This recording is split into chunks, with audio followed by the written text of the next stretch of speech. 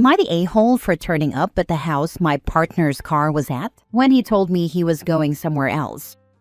Original post. Me and this man had been together for just over 3 years. I suspected nothing. He told me he was going over to one of his guy friends' houses, a guy friend who I know and whose house I know.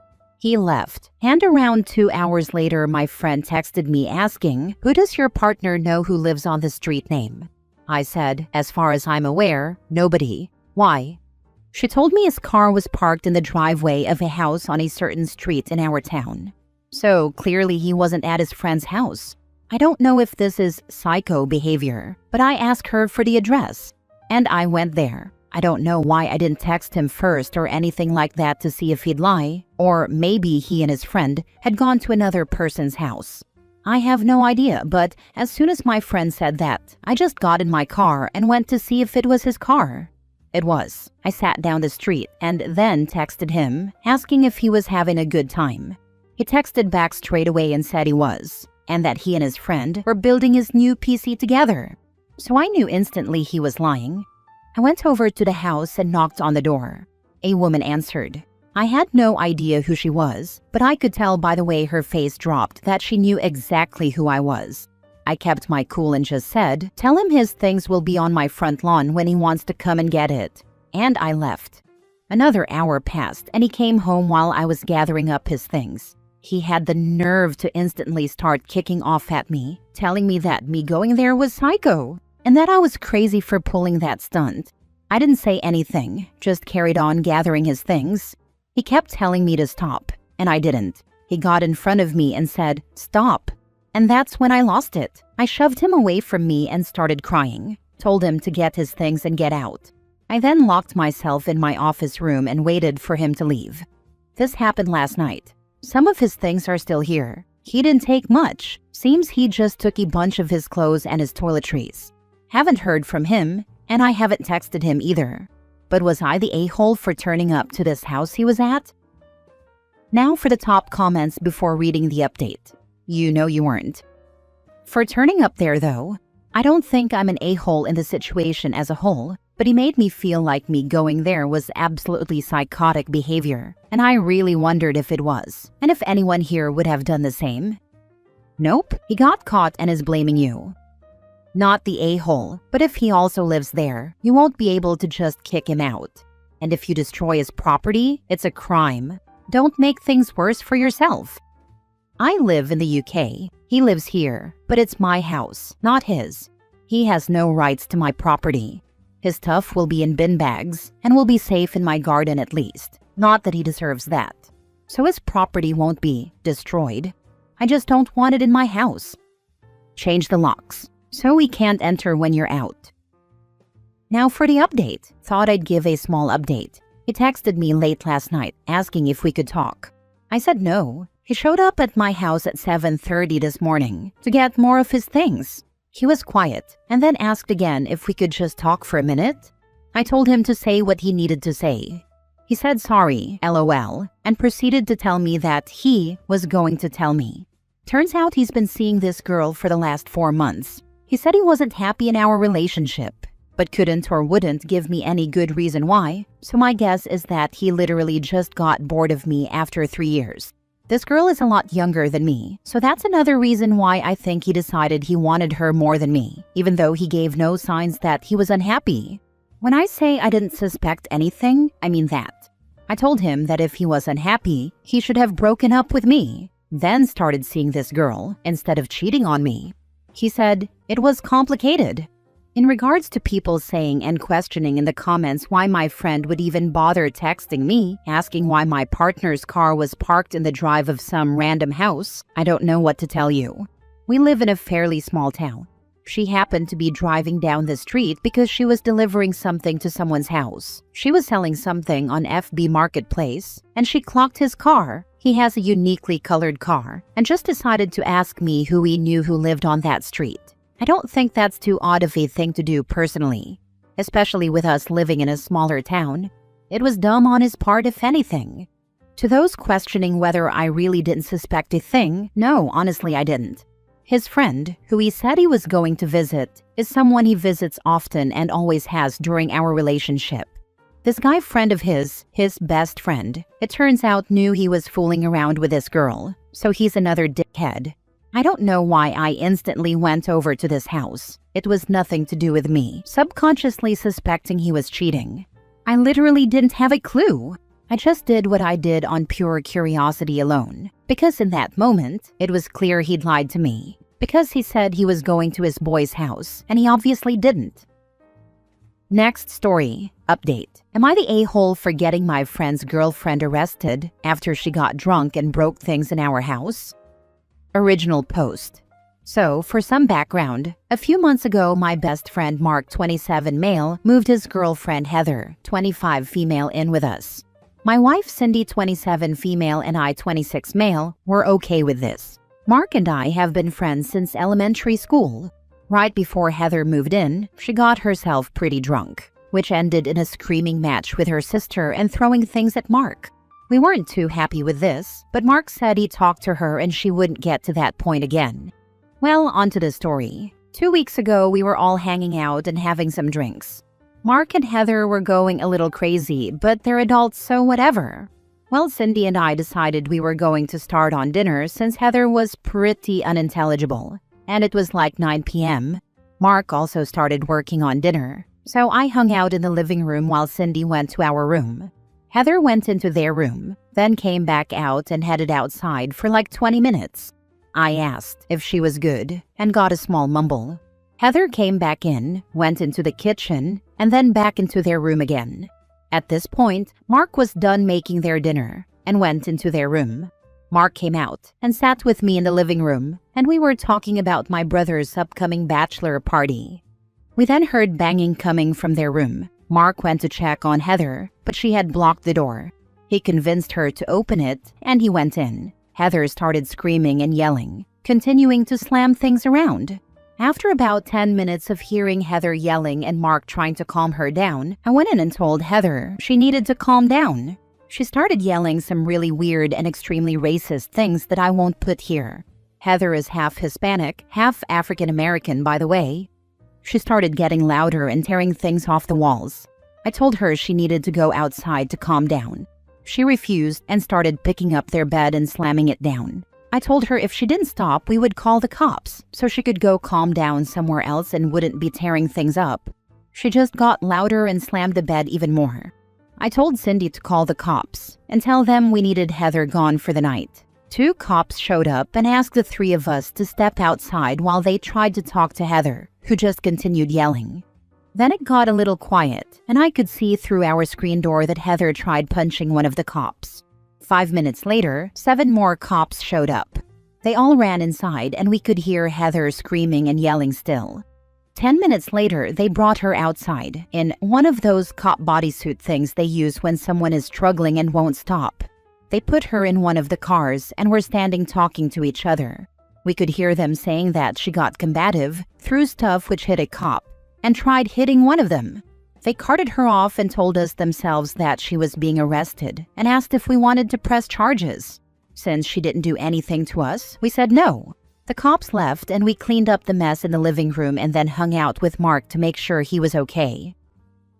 Now for the top comments before reading the update. Yes, you're the a-hole for not pressing charges. Without that, Mark is going to think it's okay to have her back in your house. Even if you tell him no, he may have her around when you are not home. Mark may be your friend, but Heather is not. And who cares about Mark's feelings about your property? Is Mark going to pay for the damages his, hopefully, ex-girlfriend incurred? Without pressing charges, you'll have to sue her for damages, and a judge is going to ask why you didn't press charges.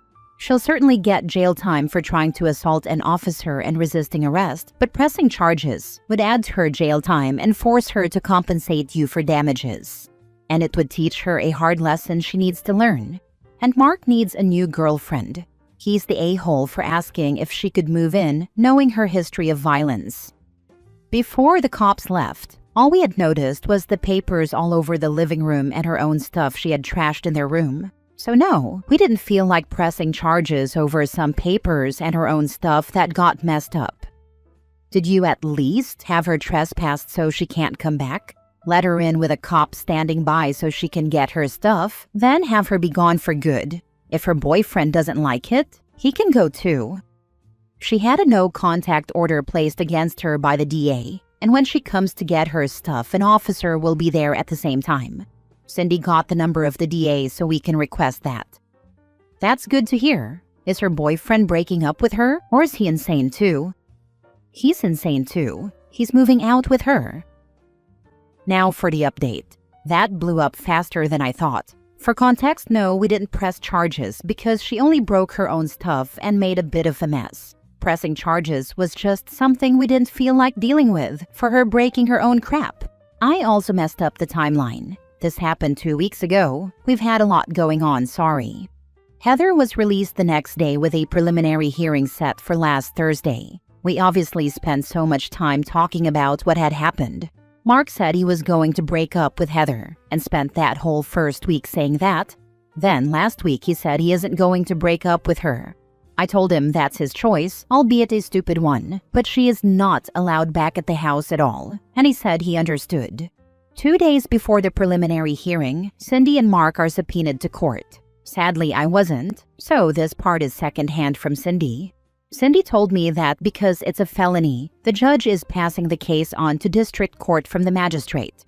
I guess the DA went up to Cindy and Mark and said they could offer Heather a plea deal where she would basically be on probation with mandated therapy and mandated AA. Now whether the district judge accepts that is anyone's guess. I talked with Mark that night after I got off work, and he said they had a long talk after that and are staying together but won't be attached at the hip. Mark also said Heather doesn't remember anything after we stopped hanging out. He has spent every day since then with her, but that's his thing, so I don't really care. Cindy and I were out of town this past weekend, and we noticed on our doorbell camera that her car was magically gone at the same time Mark's was gone. I confronted him and he insisted she never went inside, and our doorbell doesn't show she went in. Cindy and I talked and were ready to kick him out too. We had another talk last night and he is moving out because they are finding a place together. We also told Mark we wanted an apology, even if Heather didn't think she deserved it. I also confronted Mark because he was saying at my brother's bachelor party that Heather didn't deserve it and the cops didn't need to be called, which is highly inappropriate at any type of event, but especially that one. Heather has been telling Mark that she was trying to leave and go to her brother's. She walked outside the one time and came back in with nobody trying to stop her. She also said that I started a confrontation with her, and that's why she went off the rails. I called BS because why would we try to stop her from leaving unless it was in a car? And we also asked how the heck she knows this, if she was supposedly so blacked out that she doesn't remember anything. Mark claims he doesn't remember anything until after the cops left, which is BS because we talked about what happened multiple times over the days after this occurred. He's just being an idiot and we won't be dealing with it anymore.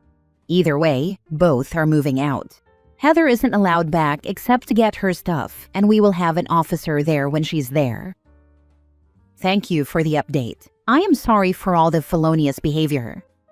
Looks like the trash is taking itself out. Dude must be out of his mind too. I hope they stay together forever. Thanks for the update. Mark is not well in the head to continue living with that crazy and dangerous woman. Sigh. Never stick it into crazy. In this case, both are clearly very crazy with the shifting in stories, and then assigning blame to OP by both of them. It shows how bizarre codependent relationships get, with their versions of how things went. Last story. Am I the a-hole for not adding my longtime girlfriend to the deed of the house I bought us? I'm so conflicted on this. I'm 32 and have saved up my entire life to purchase a house for my longtime girlfriend and I, who I've been with for the past 3 years.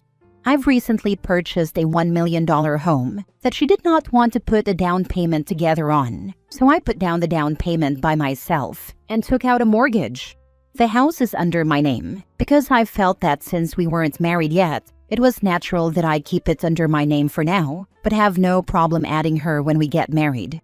Her sister and mom said if I don't add her on the deed, then I don't trust her, and we can't continue our relationship without trust.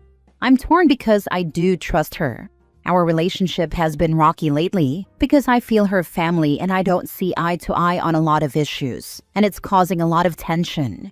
Should I just add her on the deed to satisfy her family's demands? It's starting to impact how she thinks as well, because when we bought the house, she never mentioned anything about the deed. Under no circumstances, let your girlfriend's mother and sister convince you to give her rights to your $1 million asset. Are you crazy? She made her choice. She didn't want to put money down on it. What more is there to discuss? Trust has absolutely nothing to do with this. It's a $1 million asset. $1 million. It's not a freaking phone passcode. Wake up. I feel I'm taking huge financial risk for us. Meanwhile, she has not really offered to contribute in any way. I don't mind because I can work hard and manage it, but at some point, it does feel like I'm taking all the risk here. Mate, you honestly shouldn't even be considering this. The conversation ended when she said she didn't want to invest. You don't get returns without investment. Married? Different story. Until marriage, there's no sanity in signing away half of the asset that it took your whole life to acquire because mother and sister said so. You gotta stand up for yourself here. Married before purchasing a property? Yes, it should be in both names. But you're not married. You're the only one who saved for the property. Why throw her half? That's just silly. Get a prenup. Not the a-hole. Dear Lord, why is this even worth considering? If they're insistent on it, then they did you a huge favor in showing their true colors before it's too late. I was considering it because I really want our relationship. It just feels a bit unfair for them to ask this when I've shown that I've put everything on the line for her. It's one thing if her family has this opinion, but even she thinks the same now. If anything, this is poison for your relationship if you give in. Feeding entitlement will only lead to more entitlement down the lane. Yeah, like, why does she need to be on the deed if she is so loyal to OP and cares about trust? This is gaslighting him in my humble opinion. This is the huge red flag to me. She didn't want to put any money down, but wants her name on the deed? And she's using her family as her flying monkeys, so she can make it look like her hands are clean.